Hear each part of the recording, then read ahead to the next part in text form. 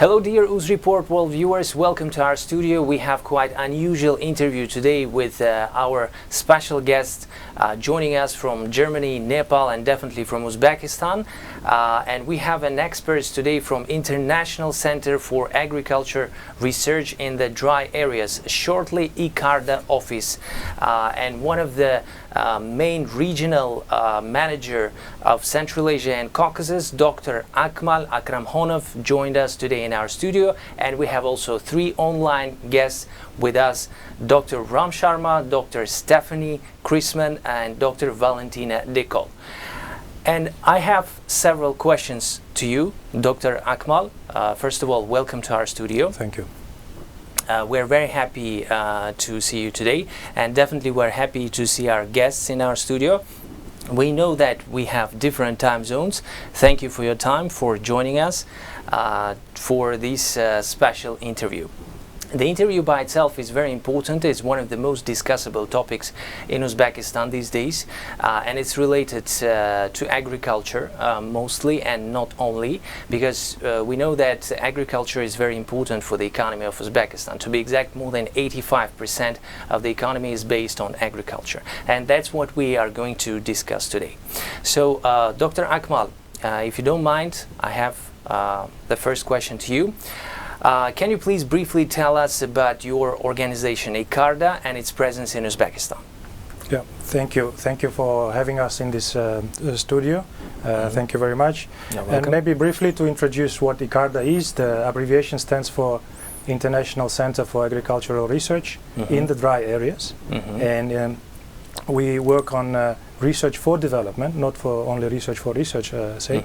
So, and we look for innovations which will help to develop agriculture and basically also the environment itself as well.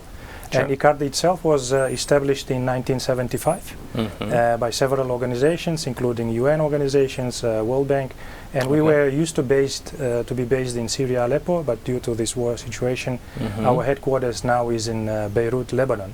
Okay. Yeah, and we are part of a family of 15 similar research centers, and each has its own mandate. And our mandate is to work in dry areas and to work also on several crops, which are very important in these dry areas. And since 1998, we are based in Uzbekistan, and we enjoy the conditions which were created by the government of Uzbekistan. And our office here serves not only Uzbekistan, but it serves the whole region, including 5 our neighboring countries in Central Asia, plus 3 countries in Caucasus. So our regional office serves 8 countries in total. And prior to establishment, there were several visits during early 90s.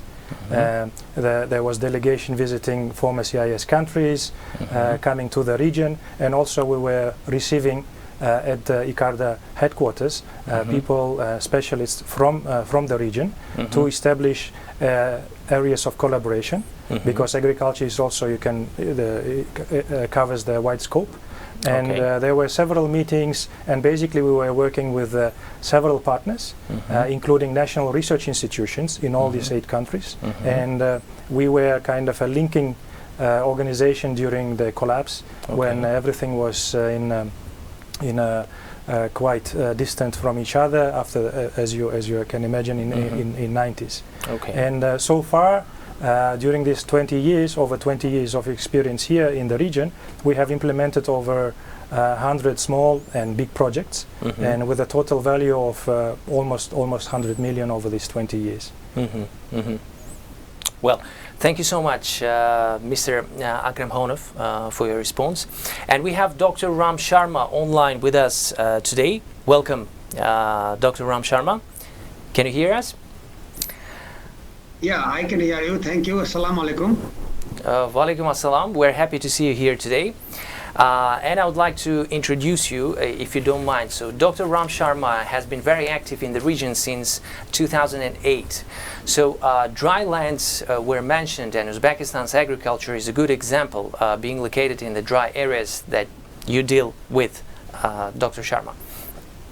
Grain production is considered high priority for ensuring food security of its population. In this regard, what contributions ICARDA has made to strengthen wheat research in Uzbekistan, and what are other crops that ICARDA has been supporting the research work in Uzbekistan, and what organizations have ICARDA been collaborating in Uzbekistan?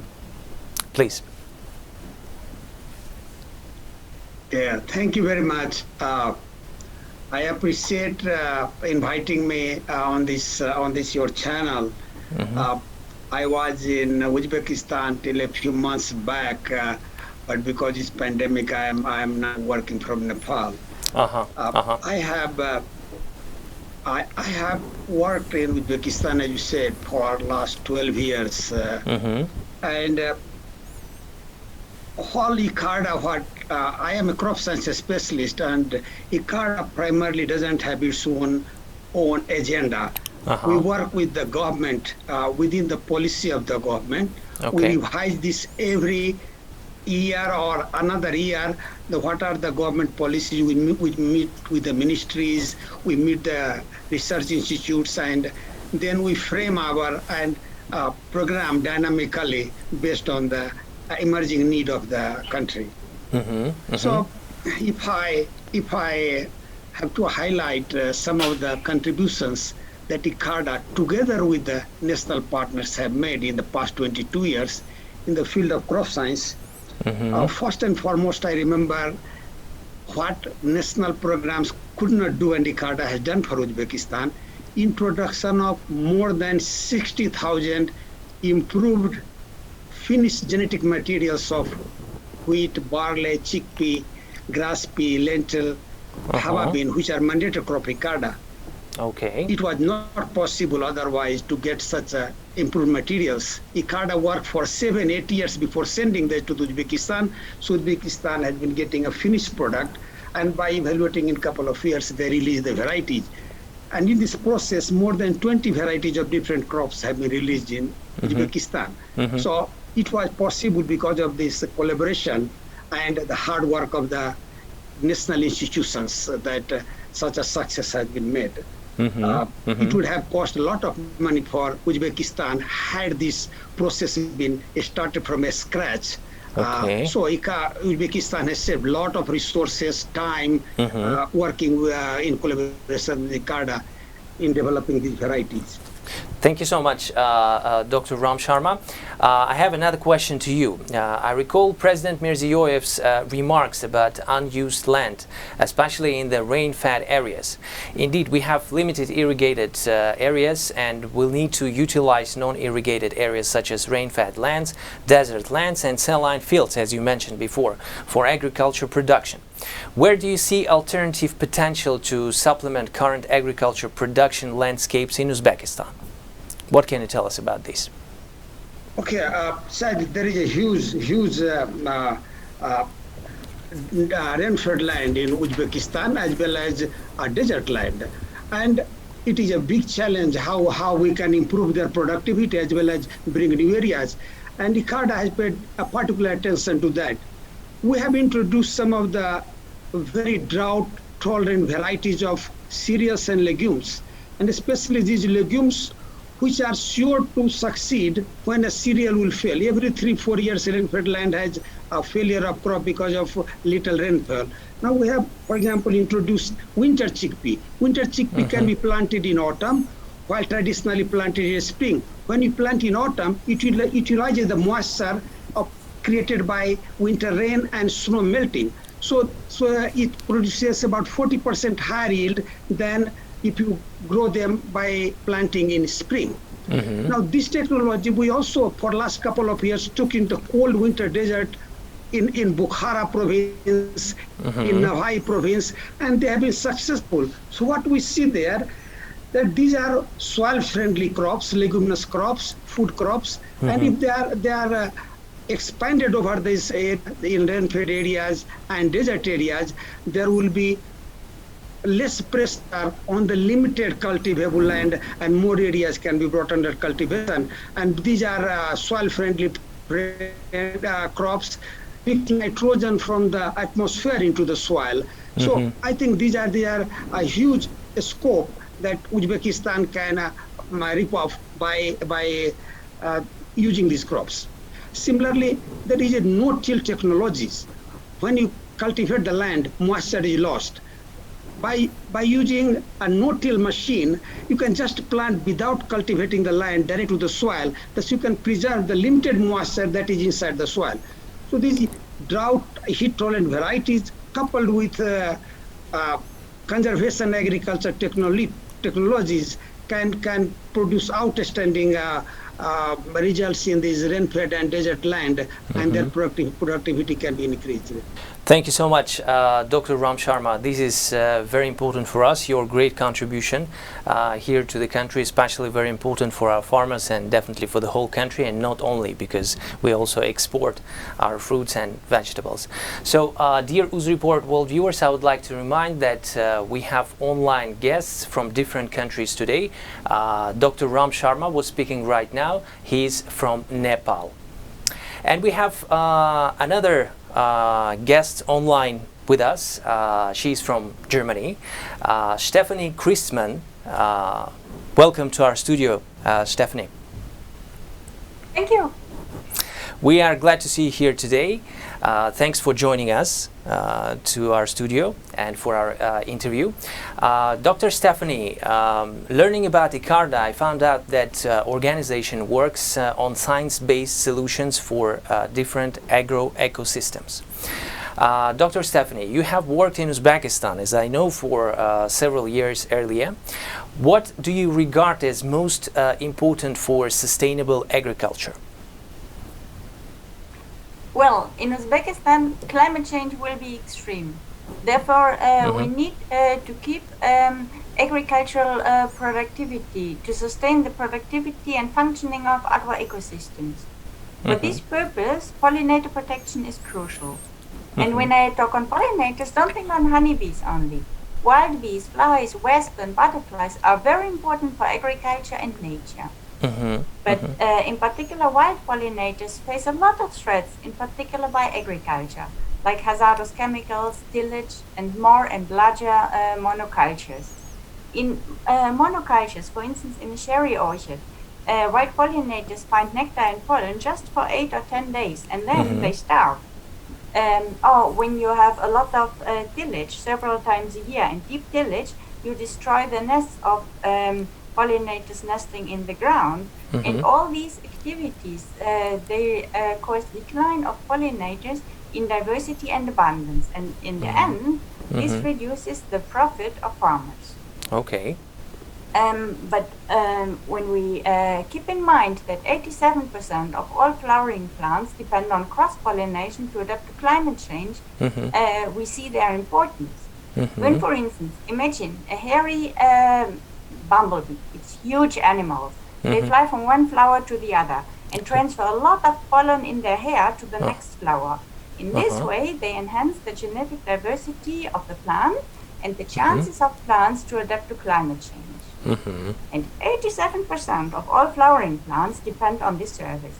Imagine if we would lose pollinators and all these plants. Secondly, 75% of the most important food crops, and these are high-value crops like fruits, vegetables, oilseeds, nuts, spices, and for instance also cotton, depend on pollinators as well. Without pollinators, these crops produce only very little fruits, and usually also in a very bad quality. So we really have to sustain these species.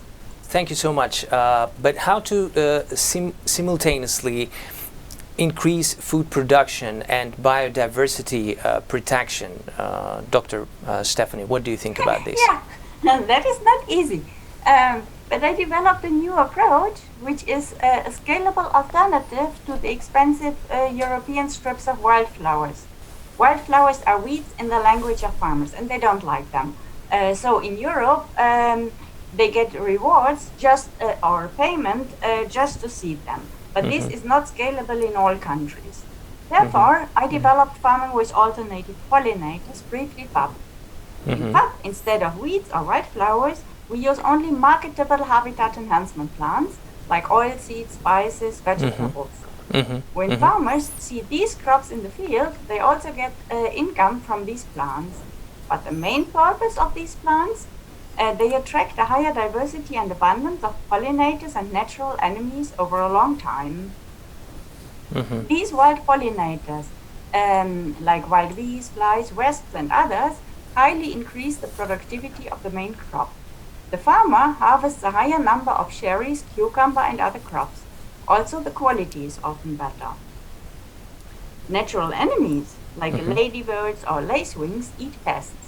In this way, they reduce pest abundance and the farmer has to invest less in chemicals or not at all. In Morocco, we have pest reduction in abundance by 55%. So it really is an economic term. So in total, farmers have much higher revenue from the entire FAP field than from a monocultural field of the same size.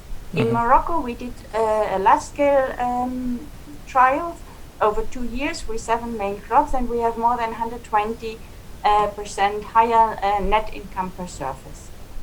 So FAP is a win-win situation for farmers, food security, and the environment. And we tested this new approach, FAP, first in Uzbekistan. We had trials in 2013-14 in Parkent and Poizuno region, and the income from FAP fields was much higher than from monocultural fields.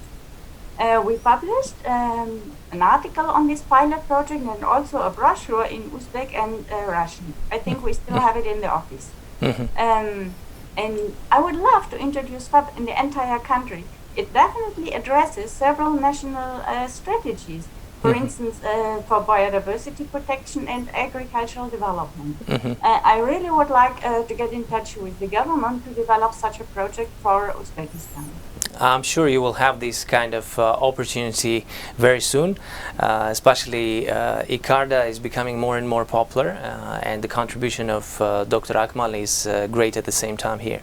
Dear UzReport World viewers, we are back to Tashkent studio again, and I have my next question to Dr. Akmal, if you don't mind. So land degradation manifests itself in various ways. Mostly we hear about soil salinity in irrigated areas, emerging salt, and especially dust storms in Aralkums.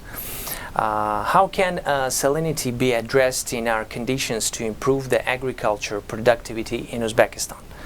Dr. Akmal, what can you tell us about this? Yeah, thank you for this very elaborated question.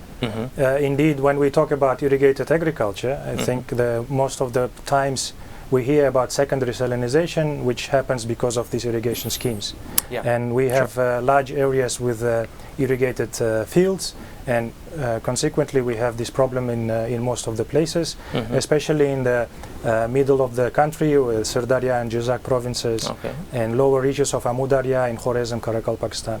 But there is no one technology, or as we say, there is no one silver bullet which can solve this problem. So when we want to address salinity, we need to have an integrated approach and a package of technologies and approaches as well. And I have listed several of them here, which I can go in very detail for each of them. Why did I list them here is because as part of the several projects which we implemented in Uzbekistan and also in similar conditions in Central Asia, we tested several approaches and technologies. And if you have, for example, salinity, to tackle salinity, first of all we need to tackle it with proper measuring, and if we cannot measure, we cannot tackle the issue. So we need to have established proper measuring and monitoring approaches, techniques, so we have timely information on where this salinity is happening, and then once we have this information, then we can address this issue. And addressing this issue can happen at the field level, and also at the larger like river basin or watershed level. So because we mainly work with the farming community, with producer community, we tested several things on the field scale. So first of all, maybe we can we tested already local production and assembly of laser land leveling units. This has been known for engineers in land development time during Soviet times. So this is known technology, but before it was on a large scale, and maybe small producers, smallholders could not afford it. Nowadays it is affordable because electronics can be produced by several organizations, and the technical part, the metal part, the bucket part is mainly can be produced locally in the workshops. Local. This is what we tested, and it has been very nice to reduce water level, water use, water saving at the field level by up to 20% on average. So this is very important, because less we put water into the system, less it ends up in the groundwater, and less it contributes to salinity. So there is a multi-step approach to tackling this salinity issue. And salinity issue also looks at what is the other way you can reduce the water use or wastage at the field level, by using evapotranspiration monitoring, like weather stations. And then when your plant needs water, then you apply water. Because this is not the case usually, because we apply water when we have it in the channel. And we also need to measure how much water we apply, but this is also constrained by the fact that we usually do not charge water by cubic meter. We have symbolic payment, and as a user of water, for example, at home, if I don't have a water measuring device, I will keep using because I have paid for it, right? But because I have a water measuring device at home, I care for it because I need to use less, so I need to pay less. So this is what we need to introduce maybe in the future in the agriculture, so people value the cost of the water. And there are also other approaches which you can change salinity by changing cropping pattern, by replacing water intensive crops by less water intensive crops. So that's why we look at diversifying the cropping system. That's why with the previous colleagues with the previous responses, they have mentioned these legumes and high value crops, or you can replace it by high value crops, especially nowadays when we want to increase our export to our neighboring countries. So here is when this factor comes in. And of course, groundwater management, drip irrigation, this is widely known technologies. Drip irrigation has another side effect, that it is quite expensive. And if I'm not paying for water, there is no incentive for me as a user of the water for irrigation to save water. But otherwise, there are techniques which are quite available. And last point, we will have in any case marginal land because of high soil salinity. And there are also technologies and approaches to put them back into the production. This could be done through agroforestry, and there was CRAS NGO who was mentioned before, and the University of Bonn did quite a long-term project in Khorasan region. But also you can do this by trees, but you can also do it by other crops like indigo, licorice, and they have also side benefits, because indigo you can use for coloring, and we are quite known for craftsmen. So this can help to put this back and rehabilitate this land. So there are several approaches and technologies which needs to be implemented in a package. And especially we have a lot of land in Uzbekistan. Exactly. Thank you so much, Dr. Akmal, for your response. Well, I have another question, which is, I think, another discussable one. For the last 20-30 years we were talking about the Aral Sea shrinking. Now we're talking about the dust storms coming out from the Aral Sea region. Some research has been done to assess its impacts. Can you share your findings, and according to your opinion, what can be done to prevent such casualties from happening in the future? Well, thank you for this question, which is very interesting topic for me, because this is something which we usually did not address. But since we deal with land degradation, and land degradation can happen in many forms, salinity was one, and once we don't have a proper vegetation on the soil surface, of course it is prone to erosion. And Aral Sea is one of the examples where you have white body covered by water, and now it is not covered by water, and then you have exposed seabed, which is prone to erosion because of high wind speeds. Especially it happens in the north of Uzbekistan, in Karakalpakstan. So this is quite known event. And by tackling this, I don't think we can reduce the wind speed, right? Because this is natural phenomena. What we can do is we can cover land surface by vegetation. And this is very important because we have native vegetation which grows in Karakum and Kızılkum desert, and so we have adapted species which can be covered.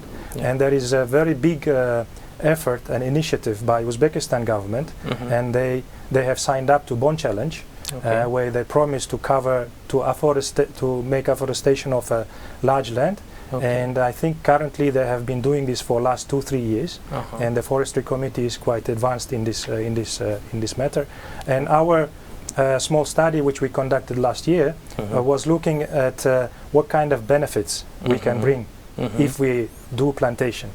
And this is ongoing process, already supported by government, and there are donor organizations which are quite interested in supporting this initiative. And what we find out is we looked at last 20 years of weather conditions by looking at wind, its speed and its direction, and we identified like at what speed, wind speed, erosion happens. So we identified about 10 to 15 meters per square per second, which is approximately 30 to 50 kilometers per hour.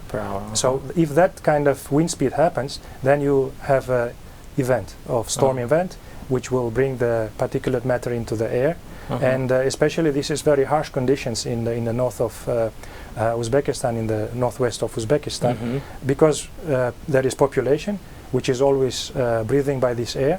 And what is very detrimental to people is the very fine particulate matter, because we cannot see it and we breathe this normally.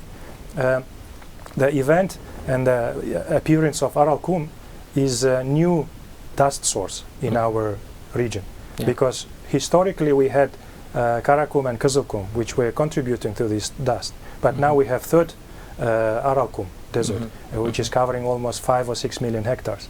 So what we looked at is wind speed when it happens, and then we also made several scenarios by what kind of vegetation you want to cover it. Because if you want to cover with only trees, there is one effect. If you want to cover it with shrubs, there is another effect. And when we simulated this kind of studies, what we found out is very interesting point that if you have grasses covered, it drastically reduces the storm effect, the dust contribution from this land. So this was very important for us. So I think as a recommendation would be not only to focus on shrubs and trees, but also to put some grasses, because they cover a larger area. So they fix the sand and soil, removing it from being contributed to the air. And also the last point, very important, where we received some support from experts, and World Bank was very resourceful in this matter to look at health effects of the population. So there is you can convert it into monetary terms, and there is quite significant contribution of this dust to human population. And so by doing this plantation and by supporting this plantation, I think the government is doing very big job, which will also convert into better health of the population. So this is more or less in general, but more details can be covered if we have more time. Thank you so much, Dr. Akram Hanov. Very detailed version, and your response is very informative at the same time for our viewers. Dear Uz Report World viewers, we have another online guest with us, Dr. Dekol, from another city of Germany, and Knowledge Management Research Fellow at ICARDA. Welcome, Valentina, to our studio. We are happy to see you here today with us, and thanks for your time. Thank you for having me. We are glad to see you here today. So why is it important, and what can be the impact of sharing these research findings? What can you tell us about this? Yes, so you can hear from my colleagues from ICARDA different solutions for from crop improvement to alternative pollinator to natural resource management. And I think that sharing this research finding is very important, and it can support others in making informed decisions, and it can provide also evidence for others to replicate and to adapt in different contexts. And it can even provide inspiration for new ideas, new technologies, new innovations, and even inspiration for new area of investigation, so for research to expand. And refer to ICARDA. ICARDA's focus is not only in Uzbekistan and in Central Asia, and the focus, as we said, is on dry areas, but is also across other countries in Asia, in Africa, and in Middle East. So why is it important to share this research finding? If we take an example, what will happen if a scientist in Morocco discovers a wheat variety that is more resistant to drought condition or to salty soil, and this specific scientific findings becomes openly available to the community, then there might be another scientist or another farmer in Uzbekistan or other part of the world that can access to this information, can test the same crop variety, and possibly even adopt it to improve the living conditions of his or her community in the drylands. Thank you so much, Valentina, for your answer. How can ICARDA make these results accessible to others locally or even globally? Yeah, so this is a very good question, and I think that this can be done in different ways and at different levels. So, for instance, ICARDA is promoting knowledge-sharing activities such as workshop, internship, and training sessions in collaboration with partners and with other organizations. And this approach can be very successful at the global, regional, national, even multinational level. And last year in particular, we witnessed how technology became a very powerful tool to connect people at a wider global level. And we learned also that many opportunities for learning and for sharing knowledge can actually take place online, so in a virtual space. And in this regard, ICARDA has worked with other organizations to develop online courses and also e-learning opportunities. And beside this, I wanted to add another point that it's very important at the global level, and one aspect is crucial, is creating online spaces where this knowledge can be stored. And with knowledge, I mean research finding from publications to other resources. And ICARDA has worked also on this aspect and partner to create digital libraries that ensure automatic exchange of information so that other organizations can collect and avoid duplication. And this is very important for the community because also people can refer to these digital libraries, can access to them, and when possible also download from them. And in this way we basically accelerate global scientific progress. Dear Uz Report World viewers, we had special guests from Nepal, Germany, and definitely from Tashkent, Mr. Akmal from International Center for Agriculture Research in the Dry Areas. Thanks for joining us again, and hope to see you very soon in Tashkent, all of you in our studio. Thank you so much. Dr. Akmal, if you would like to say something, please, you're welcome. It was a pleasure to be in the studio, and thank you for such an initiative and giving such opportunity to share what we have been doing in not only in Uzbekistan but also in the region and also in other places where ICARDA is operating, and we could set up more detailed discussion on any particular topic which our audience or our research institutions or the studio would be interested. Thank you very much. Yeah, definitely. Thank you so much again. So, dear Uz Report World viewers, we had a special guest today from International Center for Agriculture Research in the Dry Areas, shortly ICARDA, from Nepal, Germany, and definitely Dr. Akmal from Tashkent. Thank you so much, and goodbye.